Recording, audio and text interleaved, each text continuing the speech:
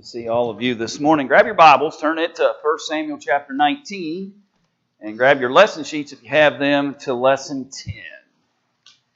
Lesson 10 will be the lesson we're on in terms of those lesson sheets, and then but the text that the lesson's involved in is here in 1 Samuel chapter 19. And for those who may be visiting or have been with us, we're using the historical backdrop and using some material that Jeff Smith down in Texas had written, but we're using the historical backdrop of David being a man after God's own heart. And the lesson's really, in some ways, a contrast to the character of Saul as it changes and the character of David as he gets anointed and ultimately will become king. And what does it take to be a man after God's own heart? We've tried to look at this from a very practical sense. And so we give a quick synopsis of the history that we're dealing with, and then we kind of dive into the question portion of our study and try to get some practical applications from these narratives. So this particular lesson talks about what two individuals really is the focus. David and Jonathan, right? David and Jonathan are the focus, and the focus of conversation is what topic? Friendship, right? This close-knit friendship that David and Jonathan begin to form. And what's interesting about that is that Jonathan is who? Not trying to insult your historical intelligence here, but who is? He's Saul's son, right? Saul's son. And really, for all intents and purposes, Jonathan chooses whom? David over Saul. Even with some threatenings and challenges and difficulties that are poured out against Jonathan because of those decisions, even Saul trying to do what to Jonathan? Trying to take his life, right? And so even though it gets that dark in that relationship, and the temptation may have been for Jonathan to kind of abandon David in that connection in order to save his own life in some senses and to protect the relationship with his father, ultimately Jonathan chooses that which is right. And that's not always easy to do, and that's a conversation I think we need to have in our study this morning about how hard that must have been for Jonathan to vacate the parental relationship with his father in order to do that which was right and honor the anointed king, David. And we'll have opportunities to do that as we go through our study together this morning. So that's a generic backdrop to the conversation that we're having. And certainly they were friends indeed, we might say, and certainly we can learn from this relationship. So, question one asked, I didn't turn on the screen, did I? There you go. Question one asked, what is it that bound Jonathan so tightly to David? And we're actually going to have to start back here in 1 Samuel chapter 18 and in verse 1. So the text simply reads, And it came to pass, when he had made an end of speaking unto Saul, that the soul of Jonathan met with the soul of David. And Jonathan loved him as his own soul. This isn't just a friendship. This isn't just a familiar kind of connection because of the circumstance. There's a genuine bond that is made to, in Jonathan's mind, they are one soul. What's interesting about that is that if all things had been left normal, what should Jonathan have become? He should have become the king. And now he is knit with one soul with the one who's been chosen to, in some senses, replace him. Even though it's not his fault, and even though he's not responsible for his father's choices and decisions, he's the one that should have been in line. And rather than that, David becomes so, but he knits himself closely to him. Saul took him that day and would let him go no more home to his father's house. Then Jonathan and David made a covenant because he loved him as his own soul. They make a covenant, a promise. And Jonathan stripped himself of the robe that was upon him and gave it to David and his garments, even to his sword and to his bow and to his girdle. What's Jonathan saying by doing that? Yeah, I'm giving up my rights to this, right? Number one, I don't have any control of it. Go ahead, Ed. I'm sorry, I'm talking to you. I'm giving up my rights to you as the heir to the throne. Yeah. And a recognition of this is God's doing, right? This is God's plan, and I'd rather adhere myself, and I think that's important in our conversation as we move forward. He says, I'm going to adhere or attach myself to what God's purposes are in David. Sure, I could hold on to my father in hopes that somehow we could stop the purposes and plans of God. That's not going to work out. But rather than do that, he decides to join himself to David and just simply recognize who David is This bond is genuine. It's a friendship that runs deeper than family, for lack of a better way to describe that. And you can appreciate how close these two became, and who's, in some senses, who is responsible to allowing them the opportunity to grow this bond.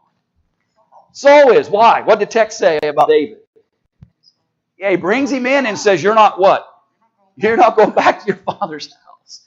I find it interesting sometimes within historical discussions that the very things that men are choosing, thinking it's to their advantage when they have ill motives, are sometimes the very things that cause the exact opposite of what occurs. Saul thinks, if I keep David close, maybe I can find a way to overcome these things. But all he does is builds a greater connection.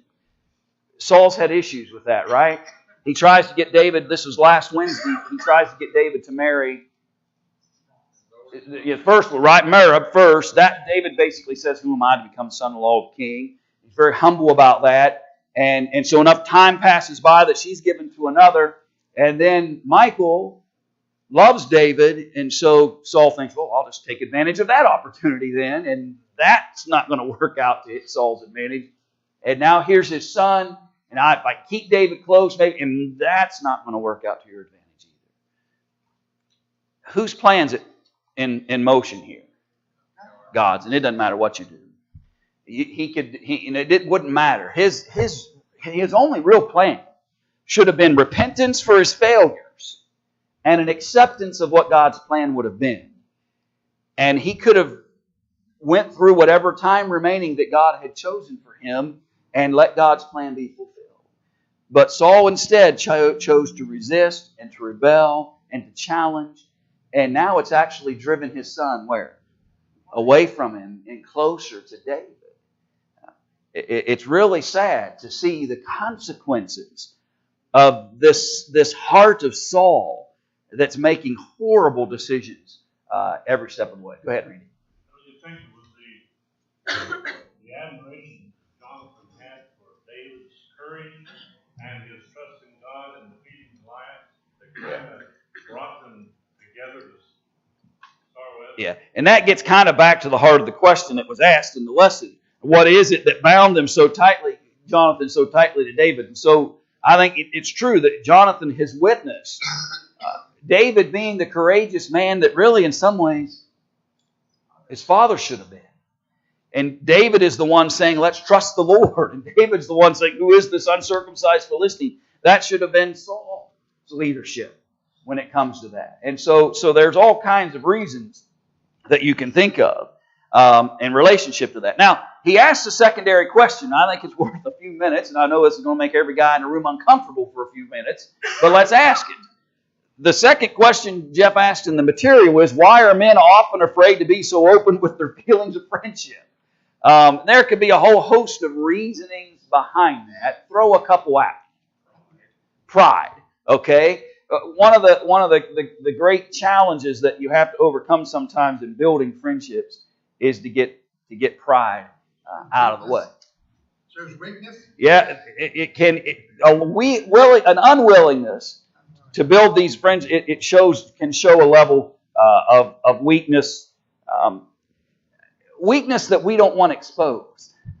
In some weakness. Yeah. Well, what else? I think it's unmanly. Okay. Yeah. Leave the friendship to the women, right? You know, they're the ones that have to take two people to the restroom. We can, we're manly, right? It's a horrible example, by the way. Can't believe I just said that live. But anyway, sorry at home. But let me go back to your original statement. That's a whole lot better. They don't think it's very manly. Okay, they don't think it's very manly, right? Because men are what? We don't connect. We do things how? On our own, right? I'm going to do this by myself, right? I can do this on my own. My wife is staring me down like you wouldn't believe. But that's kind of the way we are.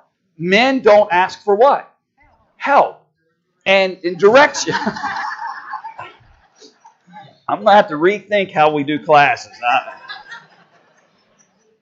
But you're right. right? We're all John Wayne, right? Rugged individualists. We're still stubborn, right? So I didn't. Wow, you must have really enjoyed that question. I could tell. But you're right. And because of and here's the problem. Here's the thing. Because men tend to think that with that individual mindset and that I can do this on my own and I don't need anybody's help and I can accomplish all this by myself, we miss out on opportunities to build genuine friendships that would help us and strengthen us, and particularly spiritually, to have connections with those who think and act in faith and love the Lord and want to honor Him. We miss out on that bond and connection. We miss out on something that can strengthen us through more serious matters than whether I can open a jar or not, right? We lose out on greater things when we act so independent and with such pride sometimes that we ignore the opportunities that are around us. David and Jonathan are a great example to us. Here is the future king and the present son of the king. Two men that you would think would be fiercely independent and fiercely unwanting of any kind of idea that they were in need of anything or anyone. And they've got a bond knit together like one soul, the text says. I think it was God's plan for Jonathan to take care of David. Well, and I think there's obviously the plan of God is woven in and throughout all of the connections and things and pieces of history here that unfold, certainly. There's a lot of people who want to be friends with small people. And sometimes I think people feel that if I show a friendship to this person, I'm going to offend this person. Yeah. And particularly if you're in a position of politics or anything like that, maybe really disastrous for your own career. Yeah. I think you're right, Bob. And what we might classify that in this conversation is a fear of showing, for lack of a better description, favoritism. And the reality is, and here's what I appreciate about this, and there's a lesson within this here, that it was okay that Jonathan and David, not David and 200 others, but Jonathan, that there was a closeness between those two. And sometimes you cannot physically, you cannot emotionally, you cannot spiritually, you cannot, in terms of sheer time, have that kind of close-knit friendship with everybody you meet and know. So I guess maybe an odd little lesson behind the thought process is, to have one or two close friends doesn't necessarily mean you don't like anybody else or that you're trying to show favoritism.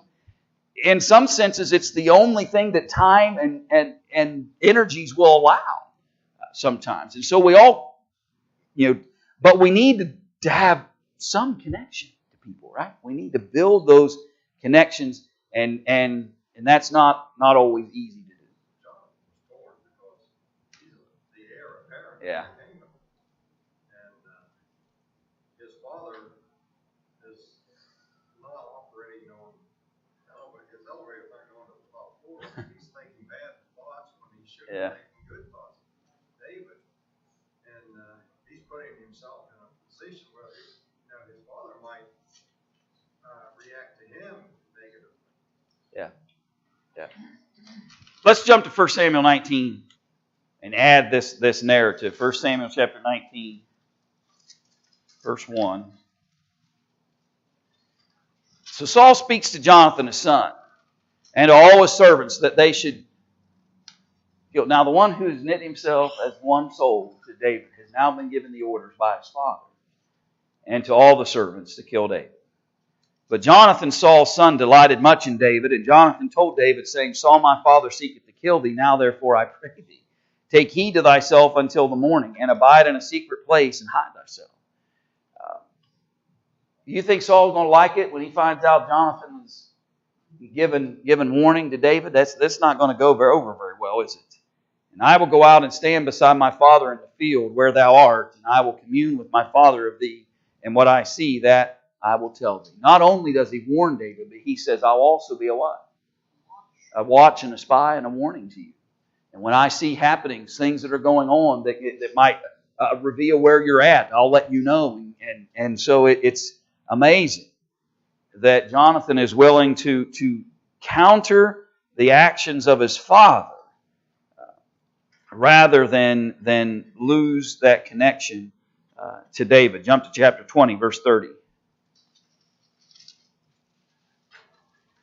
Then Saul's anger was kindled against Jonathan, and he said unto him, Thou son of the perverse, rebellious woman, do not I know that thou hast chosen the son of Jesse to thine own confusion, and unto the confusion of thy mother's nakedness? For as long as the son of Jesse liveth upon the ground, thou shalt not be established, nor thy kingdom. Wherefore now send and fetch him unto me, for he shall surely die. I want you to think about this for a second.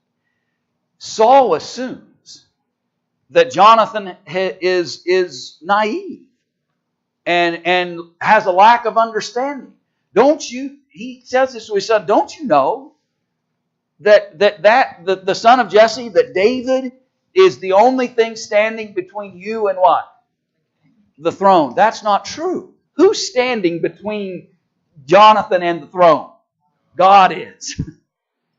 Saul is still as delusional as he's always been since that exchange of spirits about it. That he would think that somehow Jonathan is not only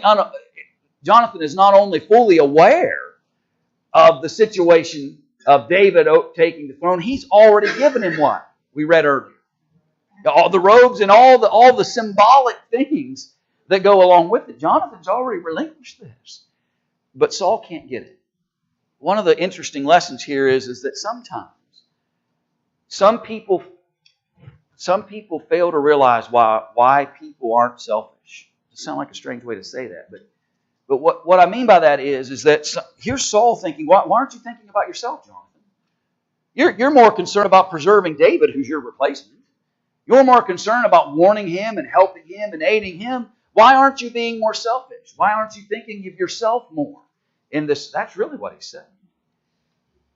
In a sense, because he's also saying that from his own selfish standpoint, for his own personal gain. But it's interesting how sometimes people almost lead us or encourage us to be self-centered. You need to think about your sin. And I'm not saying everybody, you need time to rest or whatever, but there's a caution here that we don't buy into this philosophy that everything's about self. And that sometimes even people around us may be encouraging us to not just be concerned about our well-being, but to genuinely think of ourselves above others. And that's a mistake Jonathan's not buying into, by the way. But it may have been a lot more logical. David's being threatened by the king. King wants him dead. May have seemed a lot more logical for Jonathan just to have honored what Saul wanted. His own life is now in danger because of his choices and decisions. But he's going to disobey his father's instructions. And by the way, under the Old Testament law, and I don't know, it's hard to see relevance exactly because of age issues, but what was the penalty? That right? So you got it twofold in some senses. Disobedient to his father and disobedient to the king. He's under double threat in some senses. And yet he continues to refuse. The question was asked in the lesson sheet, then how do you resolve the difficulty of being obedient to your parents when they are in the wrong or are abusing their authority? And Ephesians chapter 6 comes to mind, right? Raise them up in the nurture and admonition of the Lord. And that there's a twofold responsibility here. That the idea of obeying your parents in the Lord, for this is right, comes also with an understanding that there's a nurturing in the Lord that's occurring as well. There's a balance there. But the point is, sometimes, if the choice is listen to the family mindset about something or do what's right, sometimes we have to choose what's right. Sometimes we have to be in opposition, and not by like we're trying to be argumentative or trying to create conflict, but sometimes you just have to do what's right. Jonathan here says to himself, I understand the conflict this puts me in. I understand the danger it puts me in. I understand the obligations to my father. He's the king. He's my father. I get all that in some senses. But at the end of the day, I have to do what's right. And that's not always easy to do. With that question too, it's not the exact same scenario, but wouldn't Acts 5 apply? We ought to obey God rather than man. And I think that there it does apply. And I think that we have to appreciate a distinction between wanting to honor the wishes and even commands in some senses of those in authority. But when those begin to lead me in paths away from the Lord, I can't listen to that anymore. And that my ultimate authority is God. The ultimate authority in this whole historical background is God. And no matter what Saul or Jonathan or anybody else does, he's not going to change that. And so his authority has to be honored. Go ahead. One of the hardest things is leaving the family like that. They're pulling against you all the time, fighting you on it. Yeah. And you got to be strong for that. Yeah. And I think that's, Jim, when at the end of the day, you just have to finalize in your mind what's right in the eyes of God in connection to whatever the issue may be. And be willing to stay the course in relationship to what God has spoken. And that, again, the words are easy to say. It's hard. It's hard in practice. Isn't everybody around Saul seeing that he's losing it? Yeah, you wonder a little bit whether some of it, obviously, it's whether his servants are witnessing some of these things. But there is a blind willingness to follow among his people, and I think that we can make the same mistake sometimes. We walk by what? Not by sight. Walk by faith. But in a sense, then in the analogy, faith becomes our sight, right? Faith is what allows us to see things clearly and understand things clear. And they're just putting the blinders on and saying, well, Saul's the king, wherever he takes me, that's where I'm going. And refusing to recognize the very realities of that circumstance. Another example of that is back in the 40s and 50s, after World War II, the Nazis were put on trial. I was following orders. Yeah. And there's an odd historical backdrop to a lot of scenarios you could look at where people did all the wrong things under the idea that I was just following the instructions that I was given. And at some point, we need to be Jonathan. Jonathan was given the instructions right along with the servants. Go get David and put him to death. Jonathan refused because he recognized those instructions were not worthy or honorable to be followed. And we've got to be willing to make some distinctions sometimes. And not just put the blinders on and go wherever we're being led, but look at Scripture, build faith, and make righteous decisions in relationship to it. There's a point, question 3, at which young people begin to prefer the counsel and company of their peers to that of their parents. I think that starts at age 2 or 3. I'm pretty sure.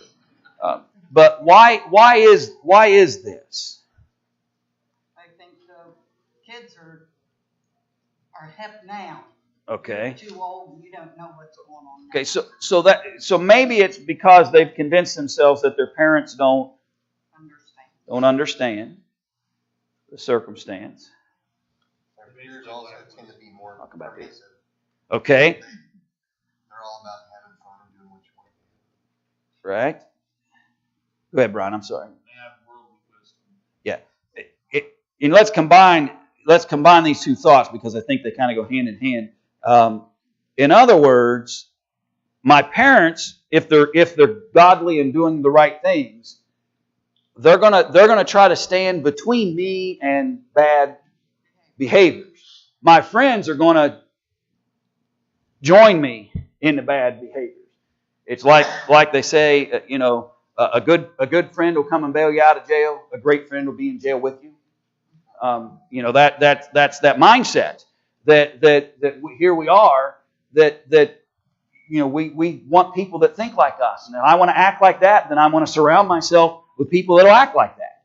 And we use the permissive mindset and the worldly mindset, and start making decisions and choices based in those things. Right, and sometimes too, in their mind, their friends will listen what parents won't. Yeah. When they do come and talk to them, parents won't take them seriously. They won't listen, and it's just all, get over it or whatever. Yeah. There's no real communication.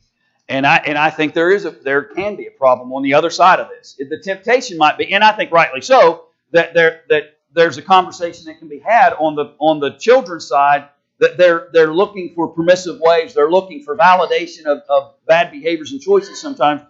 On the other hand, they may begin to believe that they're always just being told, and they're never given opportunities to think things through and discuss things, and a fear maybe that if I even bring the subject up, it's going to create a conflict. And so because I'm afraid to discuss these things, I seek wisdom and guidance from another source. And that can build problems. And what parent doesn't stay up at night, thinking about that kind of thing and trying to find balance between being the authoritative figure and the guide and counsel in the midst of that. We're always looking for somebody to support us, at least to stand behind us, give us strength. Yeah. Yeah. Group mentality is a genuine, true thing, and we tend to surround ourselves sometimes with the folks that will prop up the mindset that I already chose to have, and that can be difficult. Let's add this proverb, Proverb 1 verse 10. My son, if sinners entice thee, consent not. If they say, come with us, let us lay wait for blood. Let us work privily for the innocent without cause.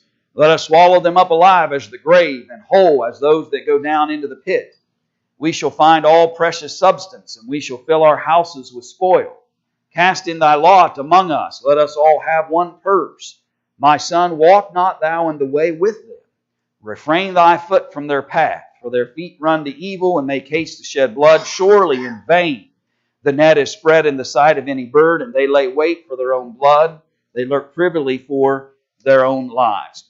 Don't even take a step in that direction. That's a summation, if you will, of this proverb. Don't even step in that direction, because if you choose to step in that direction, once you've taken the initial step into the path, the likelihood is that you'll take the next step and continue. And so twofold here. Parents, from a parental perspective, don't be Saul, who's dealing out horrible counsel and commands, who's using his authoritative voice to try to get people to do things that are absolutely egregious in the eyes of God. So don't be that. But on the other hand, also be willing to be open and hear and listen and give counsel and instruction.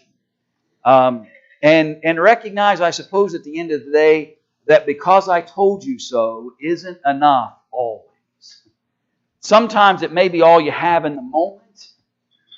When danger is present or some challenge is present, it may be all you have in the moment, but it can't be the only thing they ever hear from us. At some point, some instruction and guidance needs to be paired with it. So there's twofold challenge. Sometimes our children are looking to allow for themselves to be persuaded by the influences around them. Sometimes we haven't opened enough doors on the other side. Although anymore, you can give an example. Well, look what Joe did over here. He went in that direction. Yeah. He committed a few robberies. He used the drugs, and where is he now?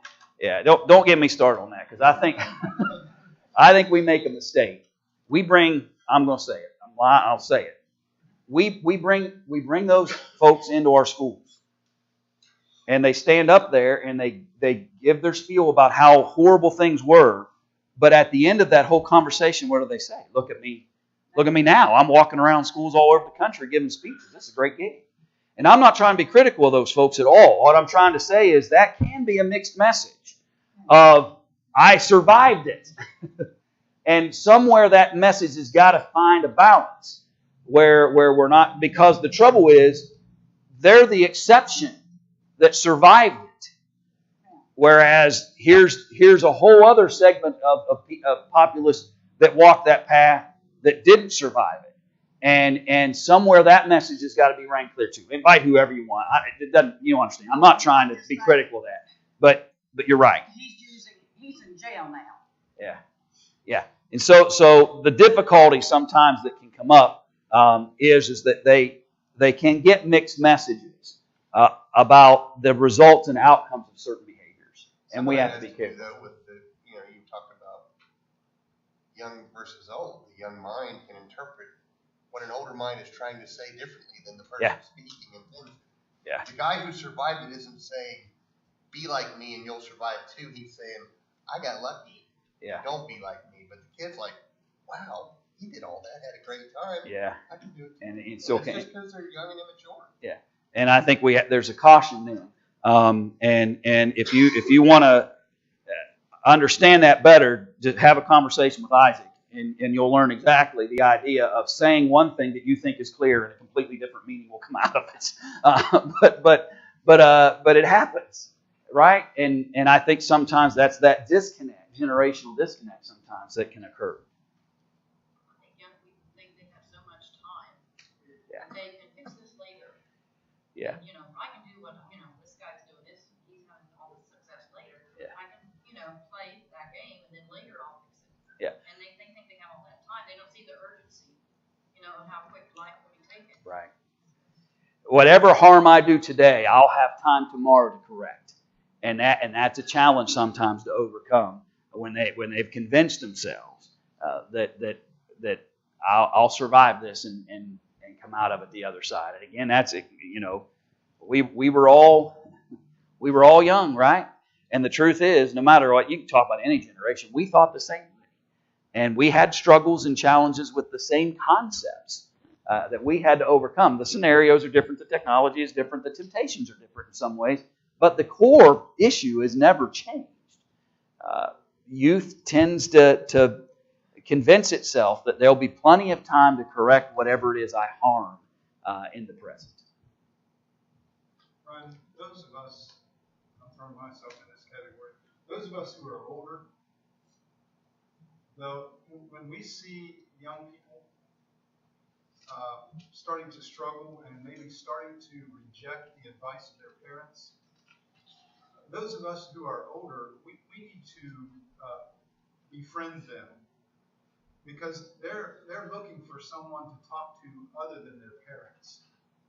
And so we can also be of help in that as well. When we see them to maybe start not listening to their parents, we need to be available and ready to talk to them, and already have built a relationship with them ahead of time so that they might feel comfortable coming to us in that regard. There is a man in this congregation who did that for my brother.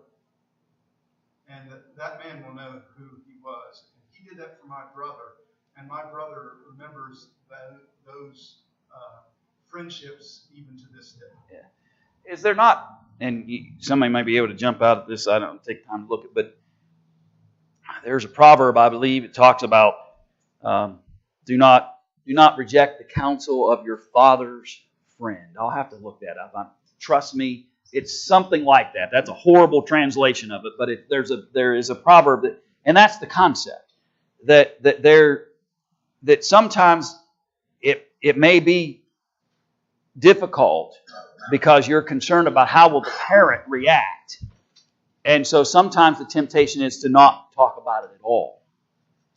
But it is important for from a congregational space, especially spiritually minded folks. That's who I want my kids going to, right? If they're uncomfortable with me, then I want them going to somebody who's spiritually minded to find counsel and help with. And we need to be. It may have been your brother, but I'm trying to think. There was a preacher one time said he always liked to sit at the kids' table when he ate in people's homes.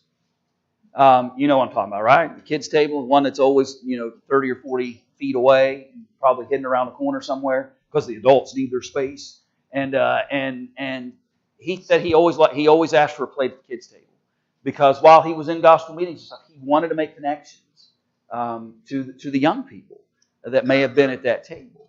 And that's a great valuable lesson for us to appreciate. That sometimes we, not just with our own children, certainly build it with our own children, but our young people as a whole need to feel comfortable with others that are spiritually minded to say, I could go talk to that guy, and I know that there won't be immediate judgment about it. I know that he's not going to be on the phone the next 5 minutes. I know that it's going to be locked up in a vault, and I can have this conversation with a trustworthy person, and that's an important aspect. And then as older people, we need to, we're getting back to Jonathan and Saul. I mean, who was in the right here? Jonathan was the one who understood the right path, and that David that was a good friendship to have, and he's rejecting his father. Yeah. Then the father's like, I have all this wisdom figured out. Yeah. You're going to be the next king. Stay away from that guy. Yeah. We get older and we think we know it all, but just like the young people. I remember thinking when I was young I knew it all, and somehow I still think the same way now. and well, you don't. But and you're right, Danny. I think sometimes we ascribe certain character traits to young people that really never left us. And there can sometimes be a pride issue where we convince ourselves that we've got this all figured out. And that's kind of, let's move to that before our time runs out here. Notice this idea that Jonathan puts forth. 1 Samuel chapter 19. Let's go back to that for just a few minutes before we finish. In verse 4, and Jonathan spoke good of David unto Saul, his father. What's Jonathan trying to do? He's trying to persuade Saul. Listen, I don't know why. David's great. Why? So he's trying to persuade, spoke good of David unto Saul his father, and said, let not the king sin against his servant. I try not to overly, but Dad, why are you letting this circumstance cause you to do sinful acts? What are you doing? Let not the king sin against his servant, against David, because he hath not sinned against thee. He hasn't done anything. Because his works have been to thee were very good. Everything David has done has been to whose benefit? Saul's, not his own. Not his own. Everything that he's done. When he got called because Saul had gotten that evil spirit within him. And he got called to come and do what? Play.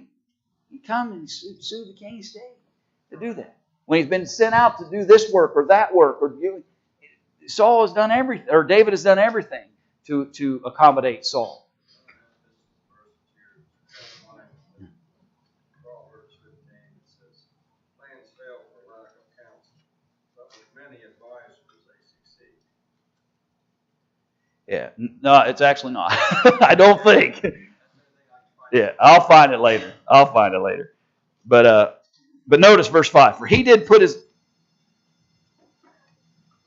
All right. Sundays are always harder, but we're going to stick to our pattern. I realize we didn't get to everything, but I think we had a good conversation about the topic, so that's what we're aiming for each time. So we'll go ahead and jump on Wednesday night to lesson 11 and move forward in our study.